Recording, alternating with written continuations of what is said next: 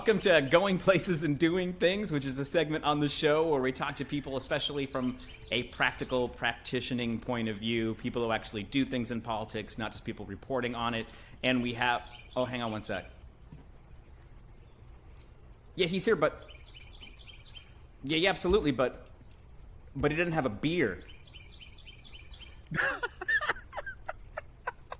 All right, we're going to roll. I got to go. Bye. Oh, God. So introducing back to the show, Jamaä Brickley-King, friend of mine, friend of the show. We're so happy to have you 2 weeks in a row. Feel blessed. Feel #blessed. But yeah, here's a different thing. We don't want to talk to you about the news. I want to talk to you about one of the things that I famously speak out against, which is the overutilization of data in our modern politics. But we were talking before we came on, and actually I think you're of the right Gen X age to sort of have entered into political data when it was a novelty, when it was more of a psychedelic experience, and now certainly we could say that it's a normal part of any campaign. And I'd love to just hear you as a person who has worked inside both big and small data, kind of how that was and how that went, and how you would advise especially smaller campaigns to think about data, right? It's a word that's thrown around to mean a zillion different things. Let's just start with what you think it is.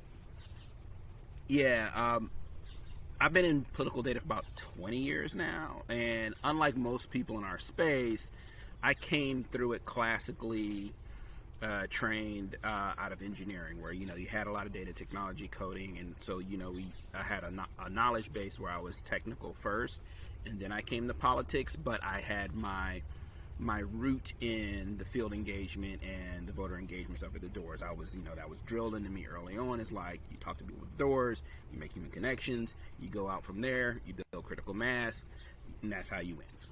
And I always embodied that as I moved up forward, as our space has kind of steadily evolved from the early days where data and technology was this novelty that you're an optional extra, to like real sophistication in building out organization models that center the data and technology as they go door to door. And we have gone from a moment where we used to have to depend only on community groups and engaging with certain stakeholders, ward boss systems based off of like the Chicago model and some Boston, New England models of how to do engagement. And because they were getting such a diminished rate of return, they moved over to these data pieces so that they can go ahead and hold the institutional knowledge that doesn't tend to disappear like year after year. And that was like the initial reason why they did it. And then as we grew in more sophistication, we realized we can do more and more stuff with the data. And from that, an entire industry was born. So much so that it even has, in some ways, outsized impact on elections, and that's where the tension between you and I is usually is right there. Yeah, well, it's funny that you talk about this sort of replacing the ward models, which is certainly, a model I've openly admired on the show. Tammany Hall certainly knows how to get votes out if they don't always keep their hands out of the till. But do you think...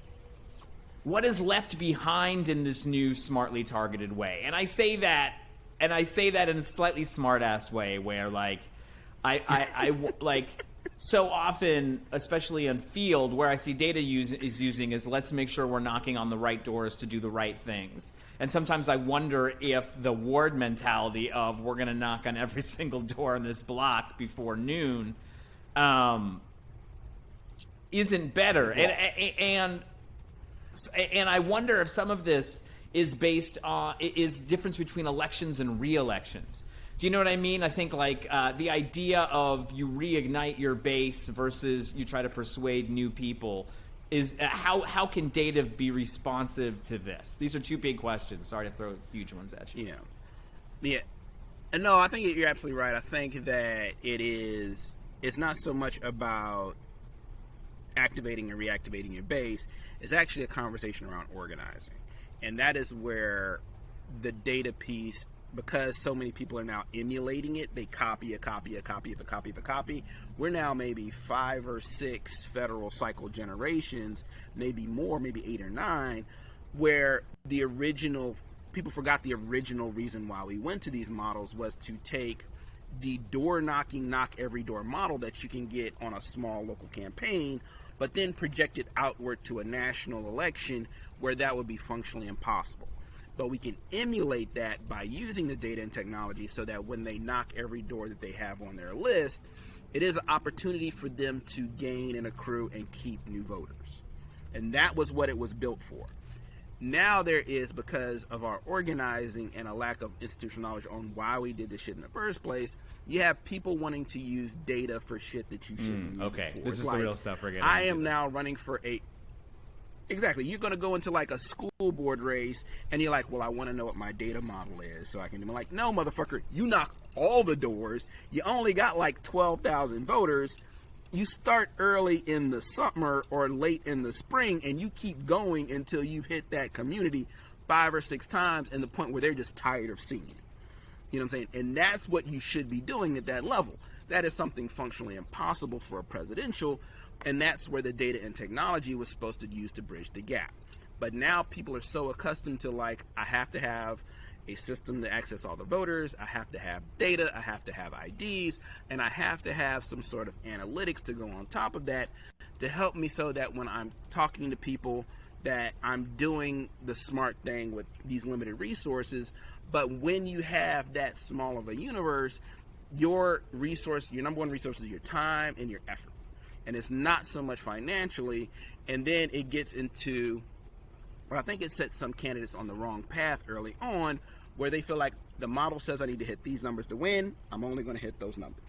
That is a mistake, especially at the smallest levels. That is to help you make decisions when your resources are limited, and you need to do the code calculation of figuring like, I can't talk to all these people. If I talk to these people, they give me the best opportunity to win with the time and resources available. And that's what it should be used for. And a lot of campaigns are not doing that, and it comes from us. It is less a conversation about like data being bad, but people not understanding how to use it correctly. Well, how would you recommend a smaller campaign then? Let's say, I think what you're describing as being sort of useful audience probably sounds like a larger statewide presidential, as you say. But let's say someone is working on not a tiny race, a small congressional. A rural seat congressional. How would you see them layering data smartly into their field? They would, especially if it's a rural congressional, it becomes a conversation about density and time. Yeah, because I was thinking you can't knock everyone, right? It's like, we got all these little things. What do we? This maybe does mean we want more of a mechanized process. Exactly. When you're doing a rural campaign, it's like, I got my truck, drive, knock on a door, get in the truck, drive some more, knock on the door, and it's like that. And the issue there is like, it's more a conversation about building strong ties to the community and leveraging those. So it's a yes and conversation. So data is not just a voter file conversation. It's also about having intelligence about critical influencers, micro influencers, macro influencers, and basically tying that together for a winning strategy to win as many of those people over so they are supporting you in your candidacy to move forward. And even if there's a moment where a macro or micro influencer is against you, it's also getting to the people they talk to mitigate the effect of that person who may be against you and take a portion, if not all of those people, and support you as well. And so that is another way. So it's about sophisticated engagement, using data, and when you have it as a data piece where you take that institutional information and turn it to hard data, then you can distribute the work away from just one or four individuals. You can farm it out. You can check and see how other people can help you and assist you. You can use other engagement tactics, like, I can go to digital here, I can go to this conference here, I can go to this food fair here, and you will know the impact of your work so that you're regularly accruing votes. Like, if you come to the election and you don't have a really good idea about how you're going to do, that means you were not able to do all the engagement that you wanted to, or you did it incorrectly. Because once you get to these things, you should know the answer before night.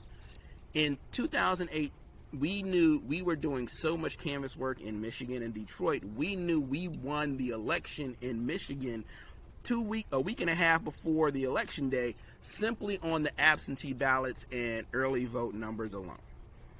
And so we were able to project from that. We knew we didn't tell anybody in the organization that, because we wanted people to go as hard as they possibly could for as long as possibly could. But we knew that we were doing well, and there's a conversation about bringing up down ticket people and all that other shit. So if you're doing these things, you should go ahead and go there and take as much institutional knowledge as you can, conversations about getting micro and macro influencers, and this is above and beyond the voter engagement stuff, which you still should do, where you should probably go ahead into maybe a phone model to kind of cover more territory, and then supplement that with a door-to-door piece wherever possible, and then also have a map of your resources, like I have people. Speaking of map, it sort of sounds like to me, as they're talking about the scale of a smaller campaign versus larger campaign, that you're describing as data sort of having more and more role in the sort of individual power mapping of a district that you would normally do both online and offline, and that it becomes more abstract as you get larger crowds, just necessarily because you're no longer power mapping individuals, you're power mapping groups of people. But that actually, this is the sliding scale that people should be thinking about it as. Well, sort of. You should have a vehicle so you can go ahead and take those large communities and then put them through a process where they select into the different channels of your buckets of where they want. Supporter, persuasion, adversary. It's like, you need to put it in there. Adversary, probably a little too harsh for a lot of people. But look, sometimes you got to mark it off on the clipboard. You're like, do not come into this house. Sorry. The hobos say stay away. Exactly. It's like... Exactly. They have a shotgun, they will kill you. And so in that, because you, again, limited people unit per time, you need to go ahead and say, okay, these are my supporters. I want to keep those people in my due programs, to keep those people as I engage them through those different channels I talked about. These are people we need to persuade or can be persuaded, and we need to go ahead and engage them as much as possible to move them, but not at the expense of the people that I'm there, and hopefully not in a way such to inflame the people against me, such that they gain equal amount of energy and momentum. That one last thing I said is something that has been lost in this current moment in politics, because people see value in that. But I think that there is a way where you can run for an office and not create equal and opposite energy against you. I mean, that's sort of the negative ad things, right? It works, but it actually works. But you get enough splatter on you that you're going to have to work a little harder. And I think people don't always realize sort of something that's working may also be making you work harder. But let's take a different pool. Let's take an important pool, a pool that you live in, Virginia. So, you are the co-founder of, or one of the founders of New Virginia Majority, which is seeking to make purple Virginia permanently blue, et cetera, et cetera. When you're looking at it from your 20 years in data, what do you think of this mission as? I think a lot of our international audience would be familiar with the fact that people have been working in Georgia for not just this cycle, but also off cycles to make something happen. This has been happening for longer in Virginia, so one assumes that there is an even more detailed blueprint that's probably somewhat different. Yeah, and when you think about this organization and the other ones like New Georgia Project, the one Stacey Abrams and Fair Fight, there's a division of labor in the progressive movement and engagement. You have, of course, the partisan actors. They get all the accolades, the press, and everything out there. And then there's a whole strata of C4 allied entities, which are like nonprofits, NGOs, that can, by their tax status, advocate for or against candidates and issues, and then they are usually allied with one candidate or the other. And then you have underneath that a whole nother strata of people who are there just to make sure certain communities are registered to vote, are protected their right to vote, and they can go ahead and do the work they can to support and empower their communities. And that's usually what they call in the C3 nonpartisan layer. But even in that conversation, they have usually more allies on one side of the political aisle than the other, but it's still totally okay for them to do that as long as they don't advocate or attack or uplift or bring down issues and candidates. And that work is usually seen as facing certain people of color, like I'm here to help make sure African Americans are okay, I'm here to make sure Latinos are okay, old people, women, children, people with diabetes, whatever you want to do, like whatever you consider your community to be, you can do that work.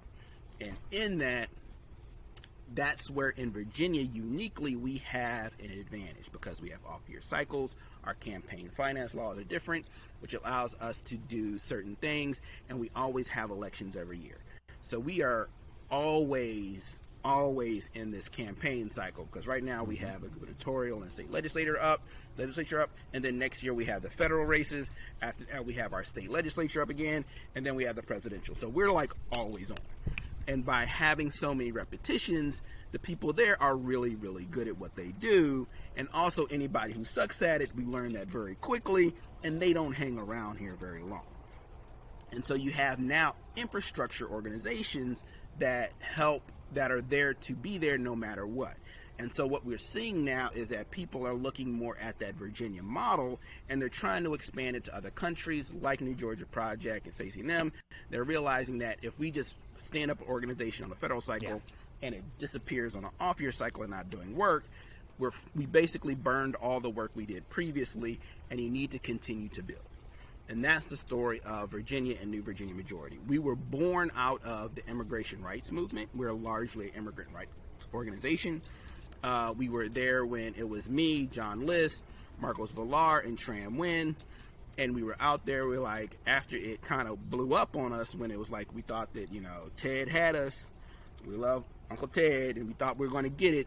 And the whole thing went belly up. We realized that we needed to have a vehicle that is allied with those entities, but stands apart and can do its own work to build power in those communities to exist. And that was how our organization was born. And through that, we do work for the African American community, Latino community, immigrant rights community, LGBT community, student groups, AAPI community. We are there it is developed so that any community, whether large, that is usually, underserved, we will have the ability for it to impose its will on the electorate through empowering its community and building community power and voter engagement. That is it. That's the organization. I know that's a very, simple thing, but very difficult thing to pull off. And we also do a large, formerly incarcerated organizing piece in criminal justice reform as part of our stuff, because Virginia, slave state. And so in that, doing that work is that from born out of that, we were able to actually do the voter work, and through that we have grown in sophistication and influence, such so that, an organization that was literally a $60,000 grant for God Bless SCIU said, okay, we will see if you guys can do anything, is now born into a entity that has, we at times of presidential, we may have as much as 300 full and seasonal workers doing canvassing, voter engagement, and work, and around 40 to 50 full-time staff who are doing the organizing work in those communities and making sure they're empowered, everything, fair housing, low-income empowerment. So, and marginalized communities of people come in many different flavors, but there's one who I want to surface specifically because it's an issue near and dear to my heart. And also because maybe it's trickiest in terms of what you were saying before, you don't always want to start depending on the voter file as being your Bible. What do you all do to reach out to less likely and specifically non-voters? Yeah, and that, exactly. So that is literally our model, is that when you know how the other two people in the political strata are going to, partisan people are only going to go to the likely voter, or the person who is like an almost likely voter. If you're at the bottom of the voter scale, we have a 0 to 100 likely voter scale, with 100 being you're going to vote for whatever color you like, you don't give a fuck if a comment is coming at your face, you're going to throw that switch, to 0, literally if you have a gun to their head, they will not vote. We deal with the people who are at the 0 level, at 0 to 15, the least likely voters, and we engage that community over and over. And that is how we've built our margins to win. That's why they're so small, but also very durable. Because these are people who, if we didn't go to their neighborhood year in and year out, knock on their door, say, look, you're registered to vote. You can just go vote. And here's the reasons why, because these people are doing da-da-da-da-da, and this could help your world and A, B, and C. It's actually working because after they start voting a couple of times, they now become recoded as a more likely as voter, actual regular voter, and then the partisan actors start scooping them up and patting themselves on the back for finding that new voter that they actually got themselves. We don't dissuade them from that. We let them be happy in their bliss of ignorance. But we know we're the ones that continue to engage these voters to kind of grow the pool of possible supporters. And it also changes their politics, because the people that we're bringing in there are people who are more progressive. They're people who are more people of color. They're people who are more low income. And when you have more regular voters who are not rich, wealthy, and white, you now have to change your conversation. It's changed the conversation on local politics and criminal justice reform, so that more bars, doors, and guards is not going to get you in. You need to be more mindful of that community. We have changed the conversation around what is like a possible in terms of legalization of marijuana and around the death penalty, because our public safety conversation has always come in a conversation that any leniency will immediately have rampaging hordes of criminal minorities destroying poor rich white neighborhoods, and we all know that's total bullshit. And now that you're actually seeing a critical mass of not only people who don't want that, but people who used to be incarcerated as part of the criminal justice conversation, the politics on that has changed dramatically. And a lot of that has been the work through like getting us to give clemency to these people and getting their rights restored. Virginia has probably the most fucked up rights restoration process still in the country, because it's in their constitution that you literally have to get the governor to look at you and say, okay, I'll give you your rights back. For like literally hundreds of thousands of people. And Terry McAuliffe, to his credit, was the guy who went out there and said, fuck it. Yeah, 200,000 people, give you your rights restored. The Republicans said, no, you got to do it by hand. He's like, yeah, fuck you. I want 8 auto pins, and them motherfuckers were just going. And there were just stats of those guys getting their rights that were like non-violent offenders that reached over a certain time. We just automatically doing it. And so we're trying to change that process.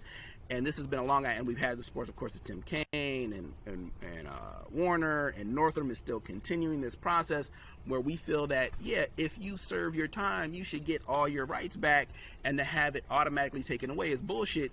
Also, because previously you could got your felony and get your rights taken away for like, I think it was like $200 or $500 of theft. Right, so literally taking like an iPhone or some 2 designer jeans or like 3 PlayStation games, you've lost your right to vote. And that's total bullshit. They did on purpose. And we still get pushback from the local sheriffs when we want to raise it to something reasonable like $10,000. So it's like a car or some shit, and not somebody who wanted some really nice Bose speakers that were over a ridiculous price, because it's so like, can you describe some of these like initial voter contacts though, whether it be, in it, like, it seems to me that this is the hardest thing to do when you're talking to someone who you are pretty sure doesn't want to vote. Like, who from your organization do you send to have that conversation, and how do you try to formulate what that conversation is? We make a point to hire people from those communities. Messenger agreements, yes. To like speak to them peer to peer in every study, in every analysis in the history of all politics, as getting from somebody from that community to talk to that community is the best way to get this done. And so we make one point to talk to the community, and also we make a point to listen to the community, which is like another part, because people go straight to, you need to do all this shit. Like, do we know what these people want? Maybe we should ask them, and then we should try and get it to them, because they probably know better than anybody what would help them. And we do that part, and we listen to them, and we want to make it a cooperative process. And then if we get enough people there, we like to make more of them activists. We like to kind of what they call the ladder of engagement. You start out talking to them about the issues, getting them involved, and then you want them to start owning it and organizing it and give a platform. We take the next couple steps after that is like the ones that show up and are the best performers. We're like, fuck it. We're going to put you on payroll. We're going to start you at $50 an hour. Your ass going to get health care, all the stuff we fight for, and we make that happen. And then if you continue to do well, we put you on salary, and then we get you a team. And then we get you funding for your program. And then we get you to grow that team. That's how, like, a lot of the biggest success stories, in my opinion, a guy named Christopher Rashad Green, who just took this really dope job at, I think, ACLU or Poverty Law or something like that. And he was formerly incarcerated. We helped him get his rights back. He became a volunteer for us. He became an activist. He was doing such a great job. We're like, fuck it. We put him on payroll. We gave him salary. We promoted him to lead. He ran a team, and he started this really great program called Courts Watch, because in Virginia, you can't get rid of judges unless there's cause, and it has to be done by the state legislature. And so because there's no information there, we started generating our own data, and he came up with like this 88 thing survey instrument and had all these volunteers sit in the back of courtroom scorecard judging the judge on how they're doing it, so we can build. If they start fucking up, they do it. And just their presence alone has changed how these courts operate, because there's a person judging it. The judges are nicer to the defendants. They're like, do you need some water, sir? Are you all right?